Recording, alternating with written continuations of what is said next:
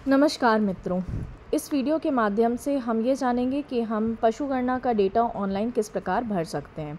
तो सबसे पहले तो आपको आपके उच्च अधिकारियों द्वारा आपका यूज़र नेम और पासवर्ड प्राप्त हुआ होगा। तो वो यूज़र नेम हम यहाँ पे डालेंगे। यूज़र नेम डालने के बाद हम पासवर्ड डालेंगे। पासवर्ड डालने के बाद हम लॉगिन करेंगे। अगर किसी कारणवश हम अपना पासवर्ड भूल गए हैं तो हम फॉरगेट पासवर्ड के ऑप्शन पे जाकर अपना पासवर्ड बदल देंगे। हम लॉगिन करेंगे। लॉगिन करने के बाद हम जिस स्टेट की हमारी आईडी है, जिस राज्य की हमारी आईडी है, वो राज्य यहाँ पे अपने आप ही चिन्हित होगा। उस राज्य में हम फेरबदल नहीं कर सकते हैं। जिन डिस्ट्रिक्ट में हमें कार्य करने की अनुमति होगी, जिन तहसील में और जिन गाँव में, वो गाँव और तहसील हमें यहाँ दिखेंगे। इनमें से हमें वो गाँव, डिस्ट्रिक्ट और तहसील चुननी है जिसमें हम अभी कार्य करने जा रहे हैं। मैंने अपनी डिस्ट्रिक्ट चुनी, तहसील चुनी और मैं अपना गांव चुन रही हूँ। गांव चुनने के बाद मैं इस गांव में भी कार्य करने जा रही हूँ, तो मैं यहाँ पे सेव कर दूँगी। अब कार्य करने से पहले हमें पूरा जो पशु गणना है उसके फॉर्म को हमने 2 भागों में बांटा है। सबसे पहले हम हाउस होल्ड की जानकारी को भरेंगे, फिर हम स्ट्रे एनिमल्स जो हैं हम उनकी जानकारी देंगे। तो सबसे पहले हम हाउस होल्ड को कैसे भरेंगे, क्या करेंगे, ये हम आपको बताएंगे।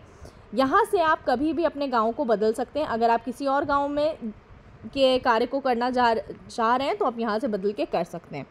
यहाँ पे नीचे होम के बाद एनालिसिस का ऑप्शन है। आप एनालिसिस में जाएंगे। यहाँ से आप देख सकते हैं कि कुल आपके पास कितने गांव हैं, कितने गांव में आप कार्य कर चुके हैं, कितने गांव में भी आपने कार्य शुरू भी नहीं किया है, वो नॉट स्टार्टेड में दिखेगा। जिन गाँव में का डेटा आप अभी सबमिट कर चुके हैं वो यहाँ पर दिखेगा। सबमिट होने के बाद आपका डेटा आपके सुपरवाइज़र के पास जाता है, वो आपको यहाँ पे दिखेगा। सुपरवाइज़र पे जाने के बाद अगर सुपरवाइज़र ने उस डेटा को किसी कारणवश रिजेक्ट कर दिया कि ये डेटा सही नहीं है, इसमें कुछ जानकारी में सुधार की आवश्यकता है, तो यहाँ पे एक ऐसा ही बॉक्स बन के आएगा जिसमें पार्शली रिजेक्टेड का दिखा होगा और आप पार्शली रिजेक्टेड में जाकर उस जानकारी में पुनः संशोधन करके उसको भर सकते हैं और वो रीसबमिट में दिखने लगेगा। जैसे अभी हमने पहले करा है, एक रीसबमिट दिख रहा है।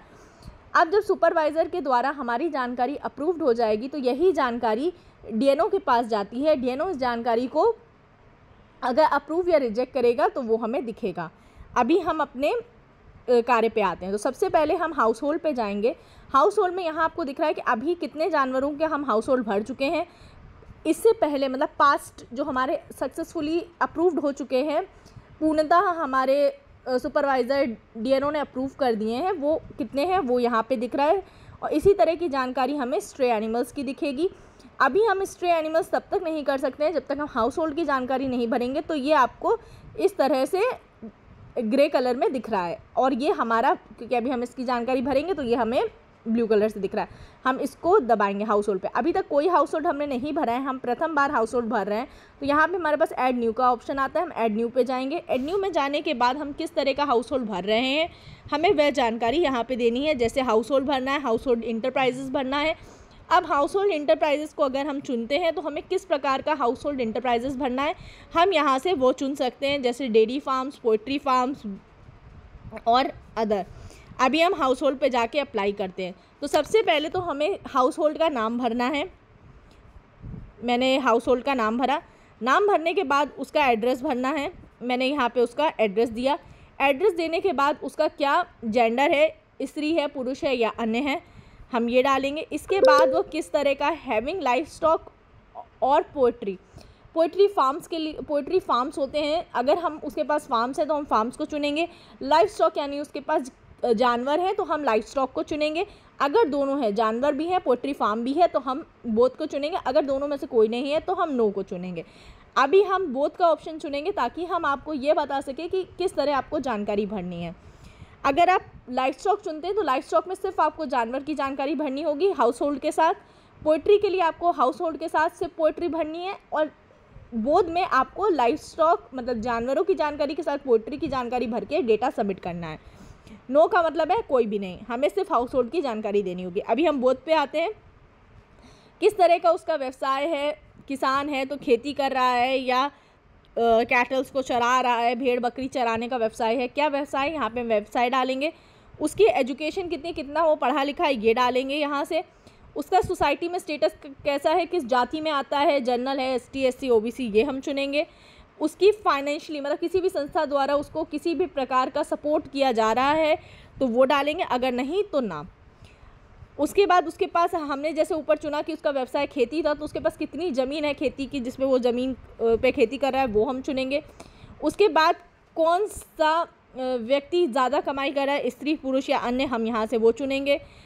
फिर यहाँ पे आता है पेस्ट्रोल है, पेस्ट्रोल यानी कहीं और से, किसी और शहर से, किसी और राज्य से, किसी और जगह से आया है तो पेस्ट्रोल, अगर हम यस करते हैं तो यहाँ पे हम पेस्ट्रोल की जानकारी भरेंगे। अब क्या उसकी कमाई ही ज़्यादा है, हाँ पेस्ट्रोल से उसको ज़्यादा मिल रहा है, फिर हम पेस्ट्रोल का नाम भरेंगे। पेस्ट्रोल का नाम भरने के बाद वो किसी अन्य राज्य से आया है, अगर हाँ तो हम यस पे जाके उस राज्य को चुनेंगे, वो जिस राज्य से आया है, क्या डिस्ट्रिक्ट थी उसकी, कौन सा तहसील है, किस गांव से है, और सेव कर देंगे। तो यहाँ पे हमें नीचे यहाँ पे उसकी पूरी जानकारी दिख रही होगी। अब यहाँ पे इतनी जानकारी तो भरना हमारे लिए आवश्यक था। अब यह जानकारी भरना हमारे लिए आवश्यक नहीं है, अगर वो यह जानकारी देता है तो हम यहाँ पे भर देंगे। जैसे उसके पास पोर्ट्रेट फॉर्म्स हैं या एनिमल की क्या ID है वो सब भरेंगे, इंश्योरेंस ID क्या है, मोबाइल नंबर, उसके पास कौन से संसाधन है, जैसे मिल्किंग मशीन है, चॉपर है, फूड कटर है, यहाँ सब जानकारी भरने के बाद हम सेव एंड नेक्स्ट पे जाएंगे। सेव एंड नेक्स्ट पे जाने के बाद, क्योंकि अभी हमने हमने लाइफ स्टॉक और पोर्ट्रेट फॉर्म दोनों भरने का, मतलब जानवर की जानकारी और पोर्ट्रेट फॉर्म भरने का विकल्प चुना था, तो यहाँ पे हमारे पास जानवर को जोड़ने का विकल्प आता है, हम इस विकल्प पे जाएंगे। इसके बाद यहाँ हमारे पास प्रायः 2 तरह के हम जानवर जोड़ सकते हैं, एक वो जिनकी टैग लग चुके हैं ईयर टैग कानों में, और दूसरे वो जिनको अभी तक टैग नहीं किया गया। तो अभी यहाँ पे उसके पास कोई जानवर नहीं है तो हम ऐड एनिमल पे जाएंगे। ऐड एनिमल पे जाने के बाद यहाँ पे हमें उसकी टैग ID डालनी है, और हम टैग ID सर्च भी कर सकते हैं। टैग ID सर्च करने का मतलब है कि कहीं और ये टैग ID इस्तेमाल तो नहीं की जा रही, या अगर जानवर हमारे सामने तो हम उसको स्कैन भी कर सकते हैं।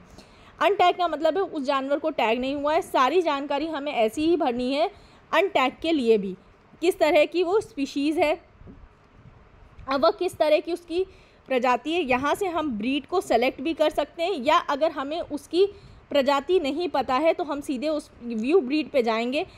अभी क्योंकि मैं अरुणाचल प्रदेश का यूज़र हूँ तो यहाँ पे मुझे अरुणाचल प्रदेश की दोनों ही गायों की ब्रीड दिख रही है। अगर इनमें से कोई प्रजाति मिल रही है तो हम उसको चुन लेंगे। अगर अरुणाचल से बाहर की प्रजाति आई है तो हम यहाँ पे इंडिया की बटन पे चुन के इंडिया में जितनी भी इस कैटल के लिए, इस स्पीशीज़ की प्रजाति पाई जाती है वो यहाँ से चुन के हम उसको अब चुनेंगे। उसके बाद वो प्योर है या ग्रेडेड हम ये बताएंगे। हमने कहा प्योर है, यहाँ पे अपने आप ही जो हमने चुना उसके हिसाब से यहाँ जानकारी भर जाएगी।